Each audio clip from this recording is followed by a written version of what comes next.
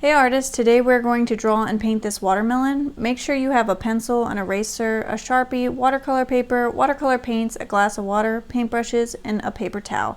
It's important to have the correct supplies for this style of painting, especially the watercolor paper and the Sharpie. Let's go ahead and get started. So first we're going to go ahead and grab our pencils, and we're going to start at this top point of this watermelon and bring our line down like this. And then we're going to do the same on the other side. We're making basically a big triangle, but with a curved bottom instead of a straight bottom. So we're just going to start from this point and curve and connect to this other side, just like that. And then from here, we're going to leave an equal space from here and here the whole way across for the bottom. And then one more line just like that one, like that. And then we're going to draw two eyes. 1, 2. We're going to draw two highlights in both of those eyes. So I did a big highlight and I did a small highlight. We're going to draw a mouth. So I drew a little curved line like this and then connected them with a kind of like an A. It's like a sideways A somewhat. And then we're just going to draw a curved line like this. We're going to go ahead and add some seeds, so they're just like little raindrop shapes. When you go and fill these in with your marker, you can leave a highlight on them, and that just gives it a little bit more dimension and looks like they're shiny.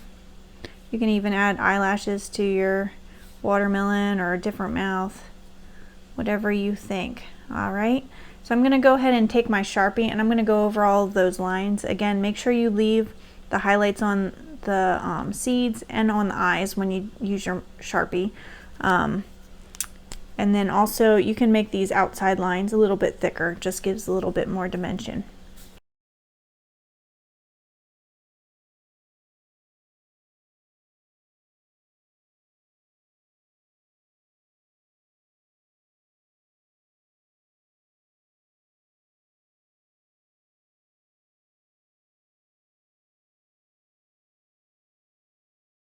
Okay, I'm all done with my Sharpie, so I'm going to go ahead with my eraser and erase any pencil marks I can still see. Alright, I'm all done with my eraser, so I'm going to take my paper towel and my paintbrush, and I'm going to start with some red.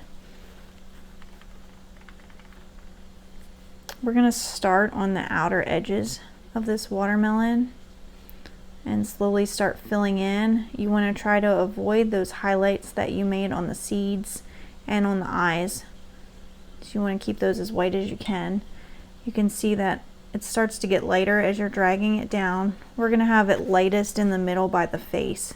So we're just going to drag that down, and we're going to keep adding paint as we go along on the edges and dragging it in. So I'm just going along this edge now. And then I'm taking some water and I'm just dragging that in a little bit.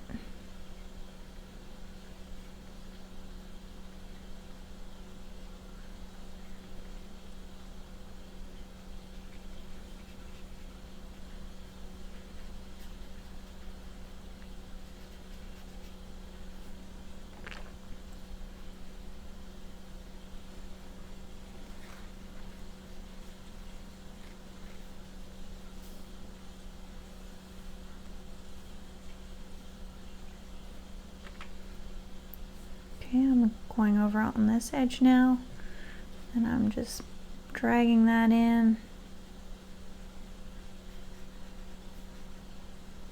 Again, trying my best to avoid those highlights.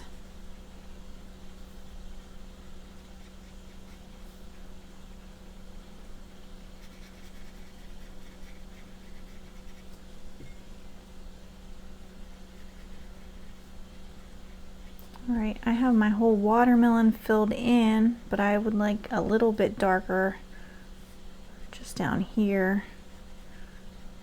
So I'm adding a little bit more red yet.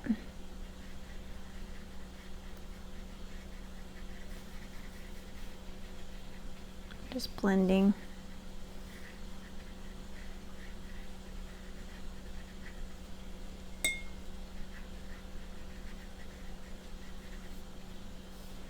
Once you're happy with your red, you can go ahead and rinse off your brush.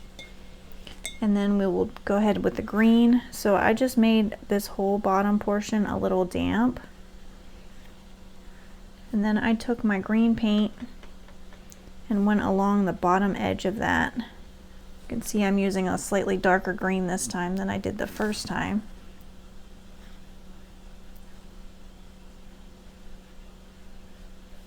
And then I slowly drag it up. It kind of blends itself because it's all wet. If you want a little darker at the bottom, you can go ahead and add a little bit more. That's what I'm gonna do here. Just like that. Okay, I'm gonna do a little bit more blending on my red here. Just not quite happy with that yet.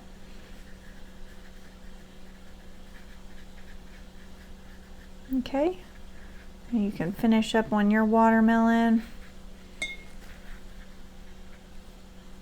All right, I think I'm all finished with my watermelon. If you enjoyed doing this art project with me, give this video a thumbs up and subscribe to see when I release new videos. I would love to make art with you again soon. Most importantly, keep creating. See you next time. Bye.